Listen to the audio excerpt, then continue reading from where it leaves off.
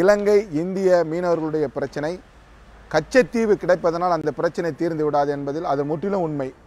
கச்சத்தீவு கிடைப்பதனால் இந்த பிரச்சனை தீர்க்கப்பட முடியாது. கச்சத்தீவு கிடைத்தாலும் இந்த பிரச்சனை தொடரும்.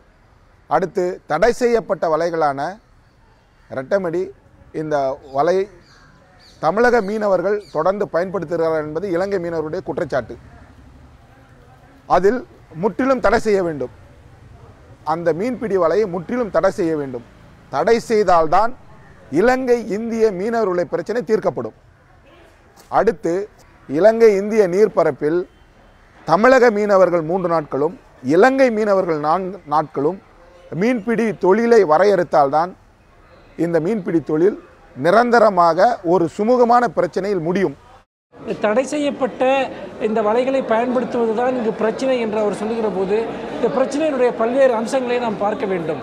பொதுவாக கடலில் மீன் பிடிக்கக்கூடிய இயற்கையான மீனவர்களுடைய உரிமை என்பது பன்னாட்டு நிறுவனங்களில் மிக சக்தி வாய்ந்த வலைகளையும் படகுகளையும் பயன்படுத்தி மீன்களை பிடிக்கிற ஒரு பன்னாட்டு நிறுவனங்கள் இங்கு உள்ளே வந்த பிறகு மீன்பிடி தொழில் என்பது மீனவர்களுடைய வாழ்நிலை என்பது மிகப்பெரிய நெருக்கடிக்கு ஆளாகி இருக்கிறது.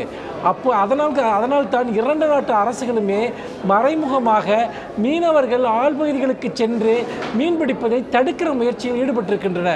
இதுதான் இதற்கு பின்னால் இருக்கக்கூடிய அஜெண்டா. அதாவது அங்கு இருக்கக்கூடிய இந்த ஆழமான மீன்வளம் அதிகம் உள்ள பகுதிகள் எல்லாமே ஏற்கனவே அங்கு இருக்கக்கூடிய பன்னாட்டு நிறுவனங்களுக்கு தாரை வார்க்கப்பட்டு விட்டது. அவர்களுக்கு குறுக்கீடு வராமல் இந்த மீனவர்களை அங்கிருந்து விலக்குவது, அச்சுறுத்துவது, இதற்கான ஒரு கருவியாகத்தான் இந்த இனப்பிரச்சனை என்பது தொடர்ந்து பயன்படுத்தப்படுகிறது.